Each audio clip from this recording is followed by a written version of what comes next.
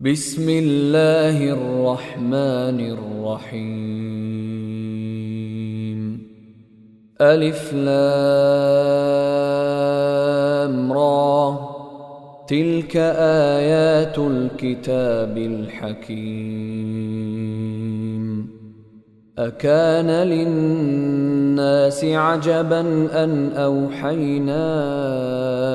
إلى رجل منهم أن أنذر الناس وبشر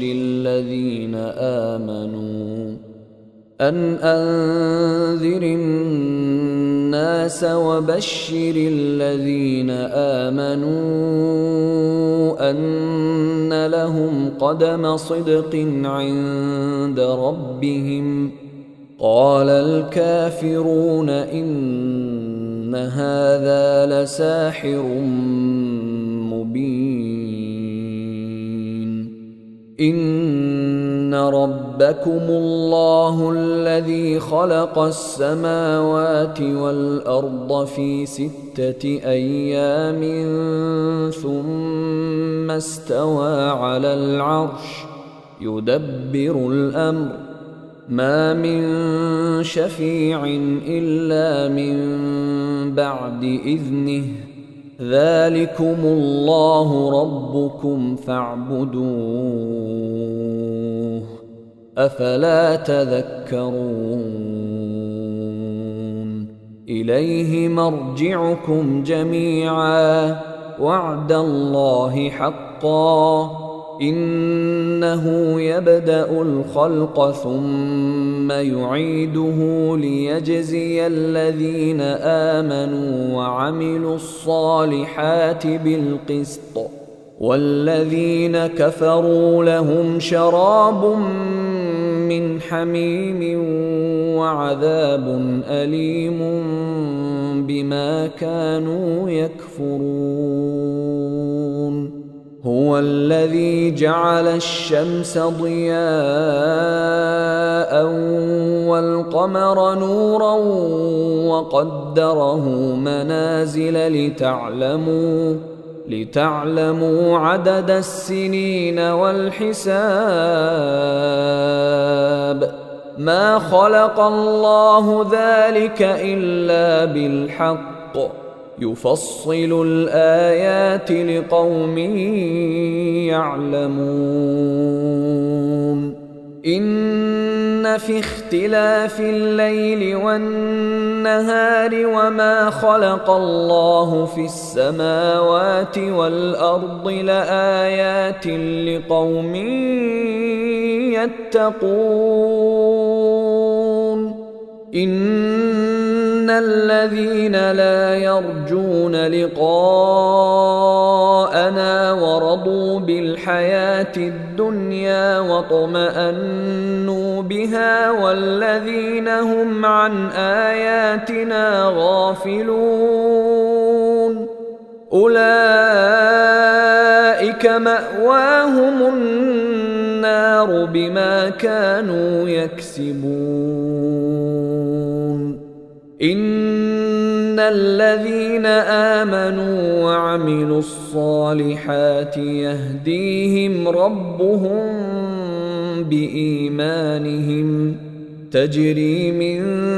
تحتهم الأنهار في جنات النعيم. دعواهم فيها سبحانك اللهم وتحيتهم فيها سلام، وآخر دعواهم أن الحمد لله رب العالمين. ولو يعجل الله للناس الشر استعجالهم بالخير لقضي إليهم أجلهم، فنذر الذين لا يرجون لقاءنا في طغيانهم يعمهون. وإذا مس الإنسان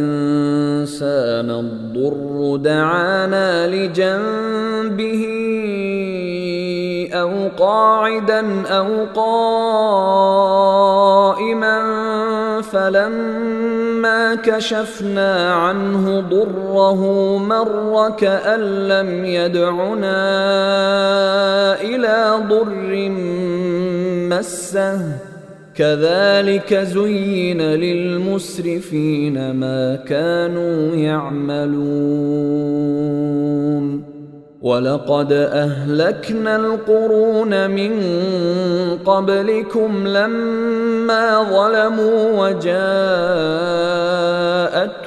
رسلهم بالبينات وما كانوا ليؤمنوا كذلك نجزي القوم المجرمين ثم جعلناكم خلائف في الأرض من بعدهم لننظر كيف تعملون وإذا تتلى عليهم آياتنا بينات قال الذين لا يرجون لقاء نأت بقرآن غير هذا أو بدله قل ما يكون لي أن أبدله من تلقاء نفسي إن أتبع إلا ما يوحى إلي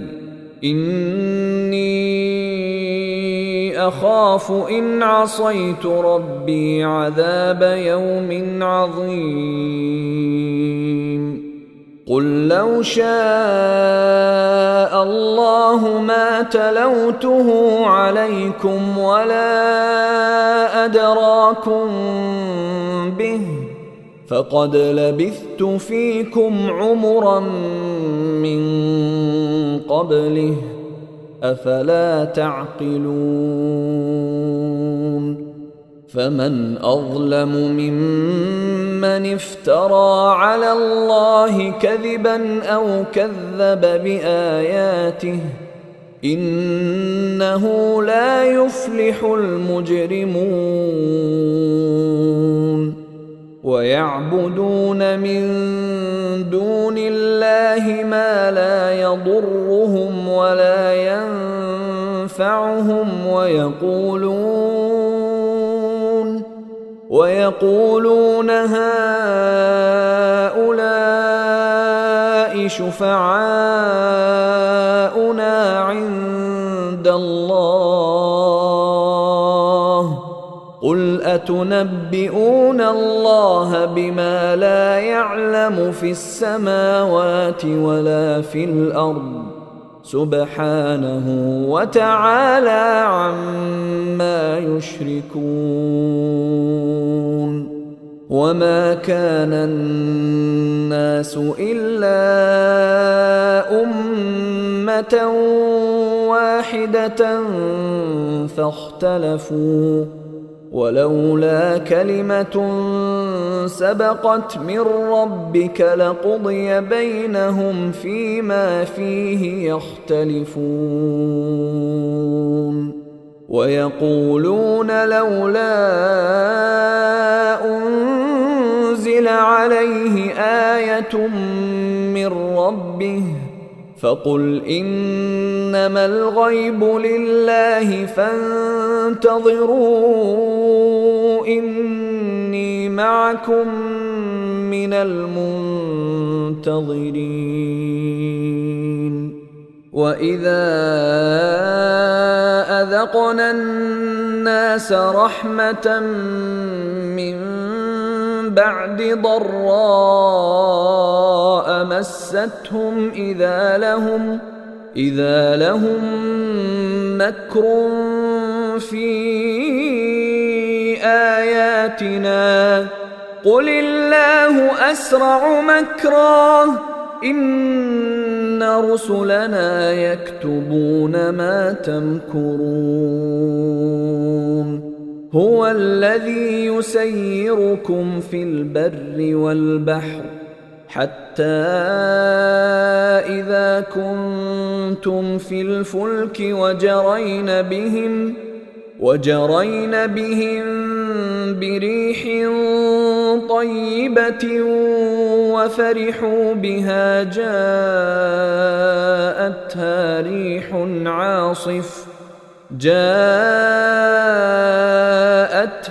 ريح عاصف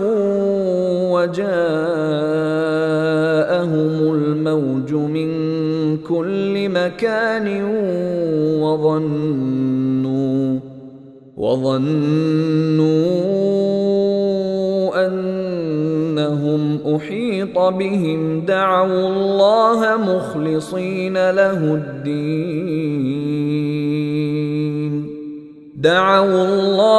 مخلصين له الدين لئن أنجيتنا من هذه لنكونن من الشاكرين فلما أنجاهم إذا هم يبغون في الأرض بغير الحق يا أيها الناس إنما بغيكم على أنفسكم متاع الحياة الدنيا ثم إلينا مرجعكم فننبئكم بما كنتم تعملون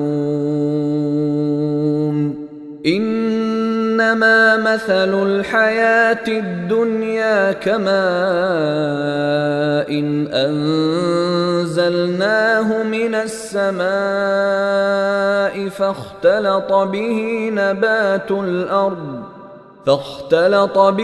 نبات الأرض مما يأكل الناس والأنعام حتى إذا أخذت الأرض زخرفها وزينت وظن أهلها أنهم قادرون عليها أتاها أمرنا ليلا أو نهارا فجعلناها حصيدا كأن لم تغن بالأمس كذلك نفصل الآيات لقوم يتفكرون والله يدعو إلى دار السلام ويهدي من يشاء إلى صراط مستقيم للذين أحسنوا الحسنى وزيادة ولا يرهق وجوههم قتر ولا ذلة أولئك أصحاب الجنة هم فيها خالدون والذين كسبوا السيئات جزاء سيئة بمثلها وترهقهم ذلة ما لهم من الله من عاصم كأنما أغشيت وجوههم قطعا من الليل مظلما أولئك أصحاب النار هم فيها خالدون ويوم نحشرهم جميعا ثم نقول للذين أشركوا مكانكم أنتم وشركاؤكم فزيلنا بينهم وقال شركاؤهم ما كنتم إيانا تعبدون فكفى بالله شهيدا بيننا وبينكم إن كنا عن عبادتكم لغافلين هنالك تبلو كل نفس ما أسلفت وردوا إلى الله مولاهم الحق وضل عنهم ما كانوا يفترون قل من يرزقكم من السماء والأرض أم من يملك السمع والأبصار ومن يخرج الحي من الميت ويخرج الميت من الحي ومن يدبر الأمر فسيقولون الله فقل أفلا تتقون فذلكم الله ربكم الحق فماذا بعد الحق إلا الضلال فأنى تصرفون كذلك حقت كلمة ربك على الذين فسقوا أنهم لا يؤمنون قل هل من شركائكم من يبدأ الخلق ثم يعيده قل الله يبدأ الخلق ثم يعيده فأنى تؤفكون قل هل من شركائكم من يهدي إلى الحق قل الله يهدي للحق أفمن يهدي إلى الحق أحق أن يتبع أم من لا يهدي إلا أن يهدى فما لكم كيف تحكمون وما يتبع أكثرهم إلا ظنًّا إن الظن لا يغني من الحق شيئا إن الله عليم بما يفعلون وما كان هذا القرآن أن يفترى من دون الله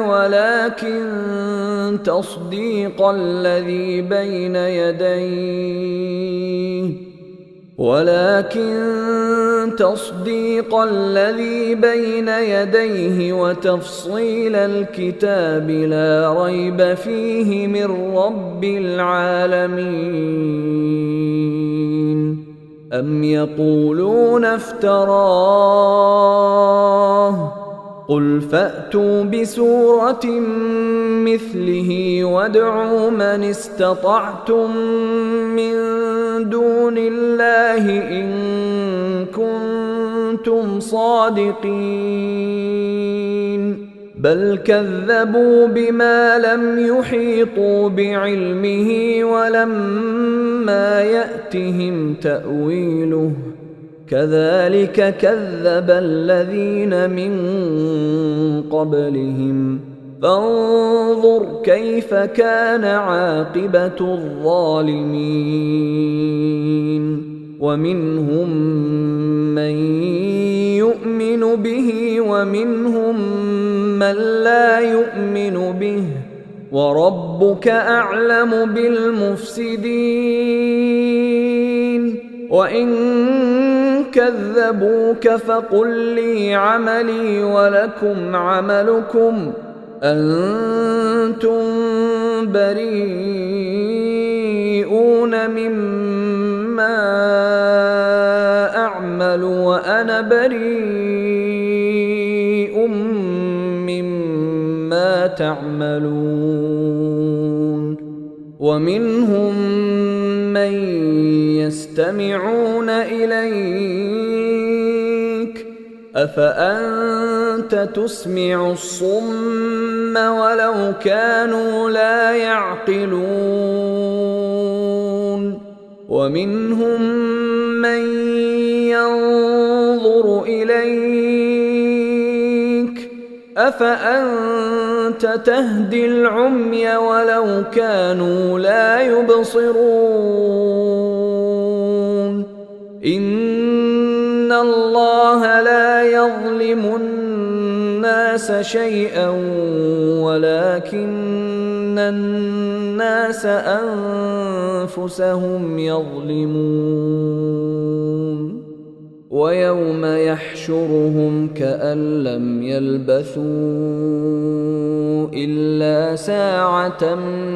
من النهار يتعارفون بينهم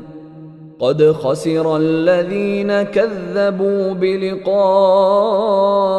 الله وما كانوا مهتدين وإما نرينك بعض الذي نعدهم أو نتوفينك فإلينا مرجعهم ثم الله شهيد على ما يفعلون ولكل أمة رسول فإذا جاء رسولهم قضي بينهم بالقسط وهم لا يظلمون ويقولون متى هذا الوعد إن كنتم صادقين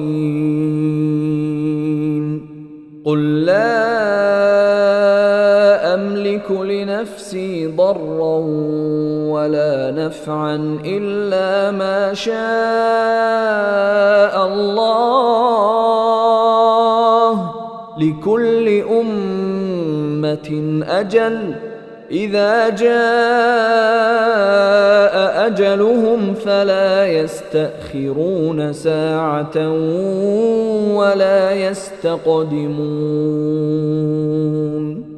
قل أرأيتم إن أتاكم عذابه بياتا أو نهارا ماذا يستعجل منه المجرمون أثم إذا ما وقع آمنتم به الآن وقد كنتم به تستعجلون ثم قيل للذين ظلموا ذوقوا عذاب الخلد هل تجزون إلا بما كنتم تكسبون ويستنبئونك أحق هو قل إي وربي إنه لحق وما أنتم بمعجزين ولو أن لكل نفس ظلمت ما في الأرض لافتدت به وأسروا الندامة لما رأوا العذاب وقضي بينهم بالقسط وهم لا يظلمون ألا إن لله ما في السماوات والأرض ألا إن وعد وعد الله حق ولكن أكثرهم لا يعلمون هو يحيي ويميت وإليه ترجعون يا أيها الناس قد جاءتكم موعظة من ربكم وشفاء لما في الصدور وهدى ورحمة للمؤمنين قل بفضل الله وبرحمته فبذلك فليفرحوا هو خير مما يجمعون قل أرأيتم ما أنزل الله لكم من رزق فجعلتم منه حراما وحلالا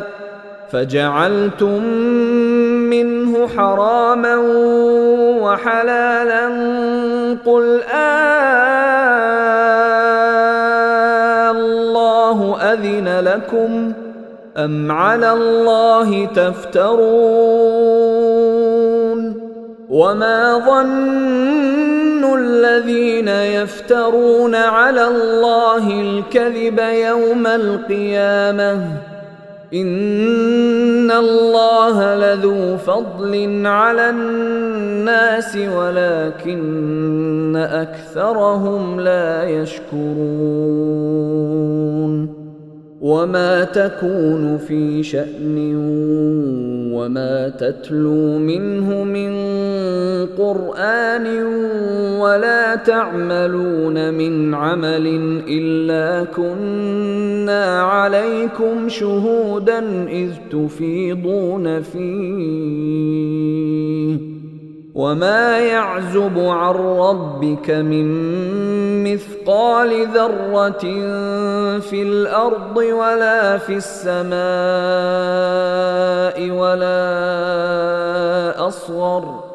ولا أصغر من ذلك ولا أكبر إلا في كتاب مبين ألا إن أولياء الله لا خوف عليهم ولا هم يحزنون الذين آمنوا وكانوا يتقون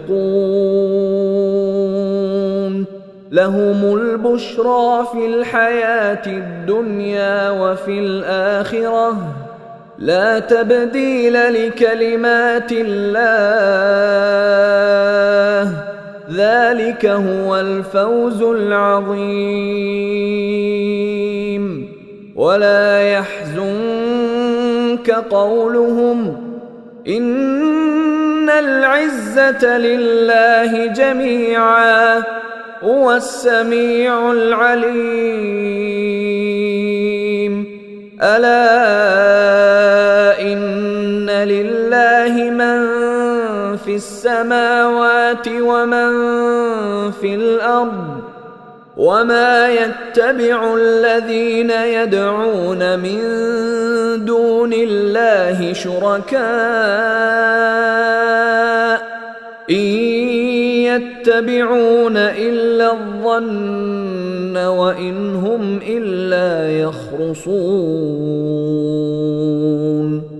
هو الذي جعل لكم الليل لتسكنوا فيه والنهار مبصرا إن في ذلك لآيات لقوم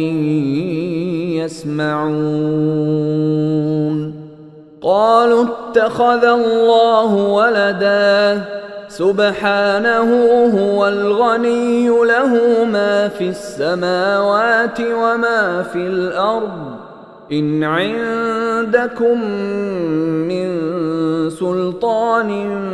بهذا أتقولون على الله ما لا تعلمون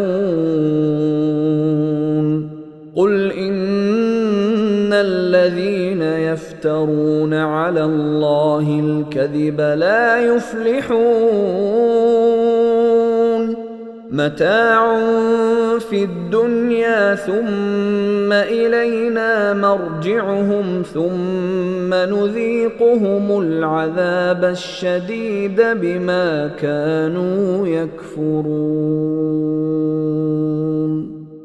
واتل عليهم نبأ نوح إذ قال لقومه يا قوم إن كان كبر عليكم مقامي وتذكيري بآيات الله فعلى الله توكلت فأجمعوا أمركم وشركاءكم ثم لا يكن أمركم عليكم غمة ثم قضوا إلي ولا تنظرون فإن توليتم فما سألتكم من أجر إن أجري إلا على الله وأمرت أن أكون من المسلمين فكذبوه فنجيناه ومن معه في الفلك وجعلناهم خلائف وأغرقنا الذين كذبوا بآياتنا فانظر كيف كان عاقبة المنذرين ثم بعثنا من بعده رسلا إلى قومهم فجاءوهم بالبينات فما كانوا ليؤمنوا بما كذبوا به من قبل كذلك نطبع على قلوب المعتدين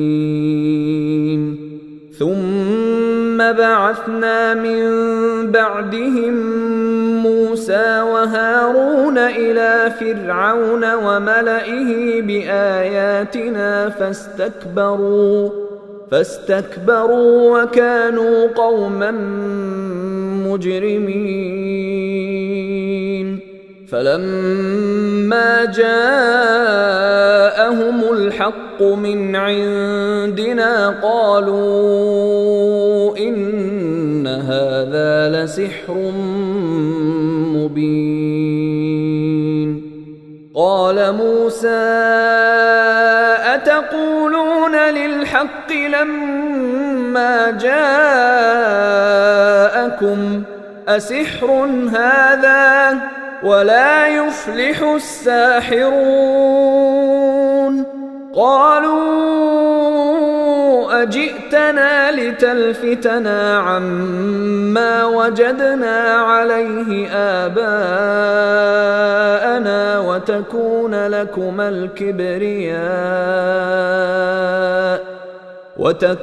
لكما الكبرياء في الأرض وما نحن لكما بمؤمنين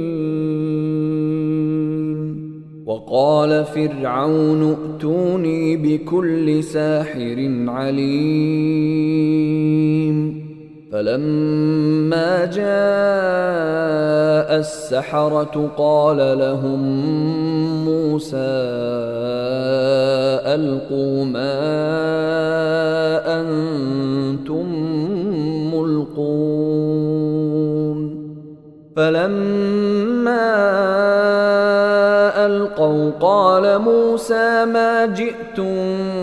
به السحر إن الله سيبطله إن الله لا يصلح عمل المفسدين ويحق الله الحق بكلماته ولو كره المجرمون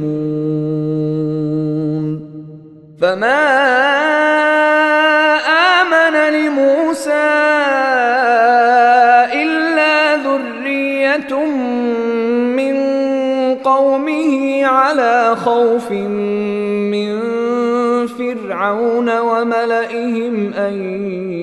يفتنهم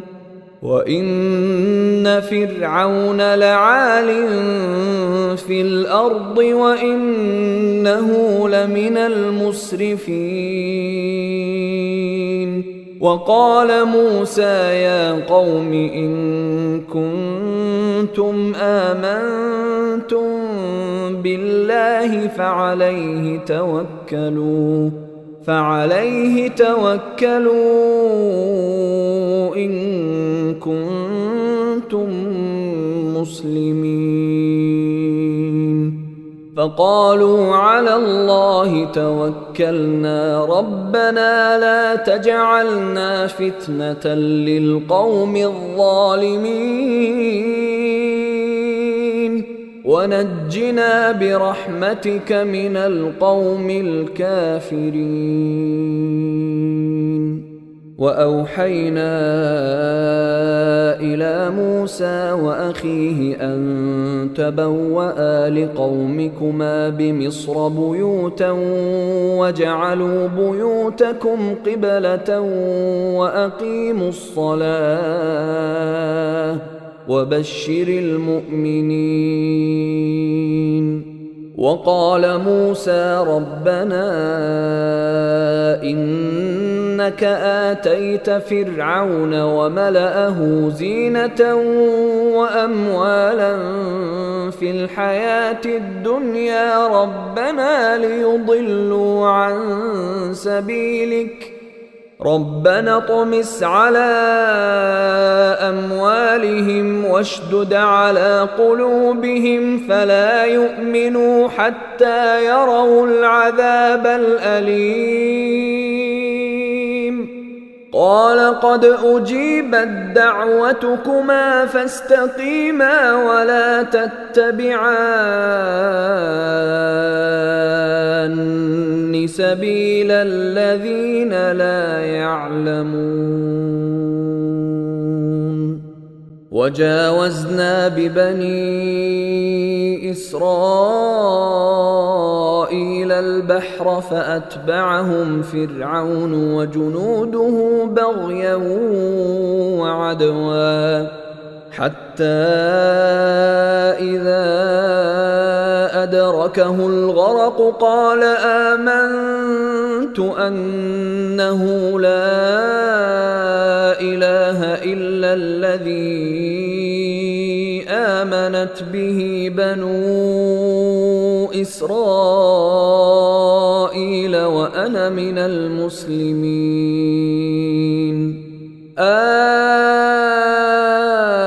الآن وقد عصيت قبل وكنت من المفسدين فاليوم ننجيك ببدنك لتكون لمن خلفك آية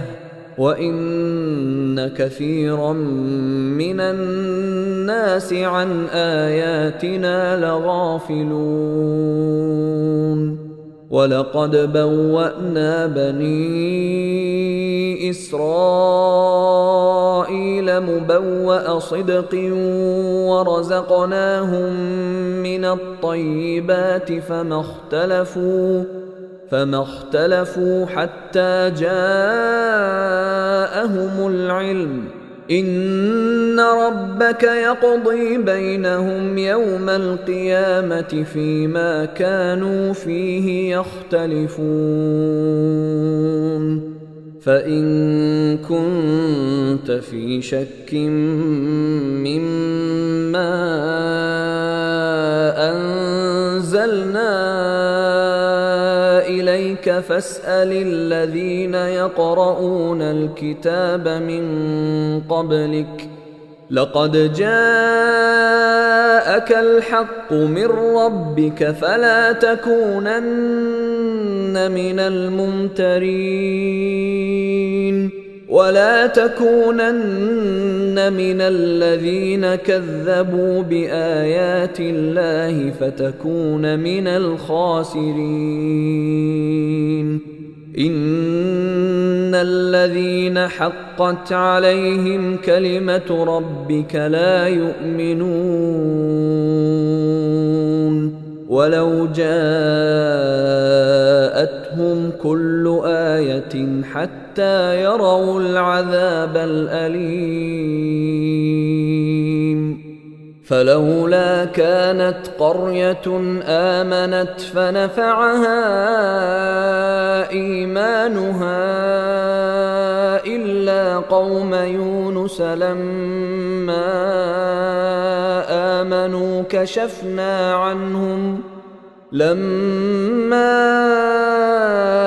آمنوا كشفنا عنهم عذاب الخزي في الحياة الدنيا ومتعناهم إلى حين ولو شاء ربك لآمن من في الأرض كلهم جميعا أفأنت تكره الناس حتى يكونوا مؤمنين وما كان لنفس أن تؤمن إلا بإذن الله ويجعل الرجس على الذين لا يعقلون قل انظروا ماذا في السماوات والأرض وما تغني الآيات والنذر عن قوم لا يؤمنون فهل ينتظرون إلا مثل أيام الذين خلوا من قبلهم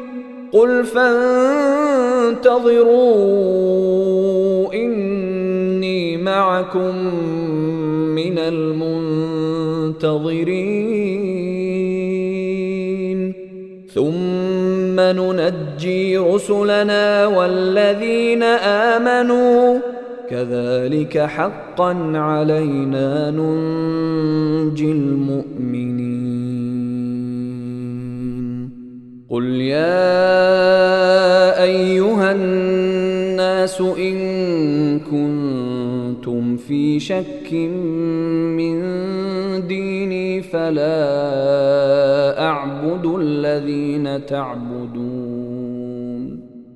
فلا أعبد الذين تعبدون من دون الله ولكن أعبد الله الذي يتوفاكم وأمرت أن أكون من المؤمنين وأن أقم وجهك للدين حنيفا ولا تكونن من المشركين ولا تدع من دون الله ما لا ينفعك ولا يضرك فإن فعلت فإنك إذا من الظالمين وإن يمسسك الله بضر فلا كاشف له إلا هو وإن يردك بخير فلا راد لفضله يصيب به من يشاء من عباده وهو الغفور الرحيم قل يا أيها الناس قد جاءكم الحق من ربكم فمن اهتدى فإنما يهتدي لنفسه ومن ضل فإنما يضل عليها وما أنا عليكم بوكيل واتبع ما يوحى إليك واصبر حتى يحكم الله وهو خير الحاكمين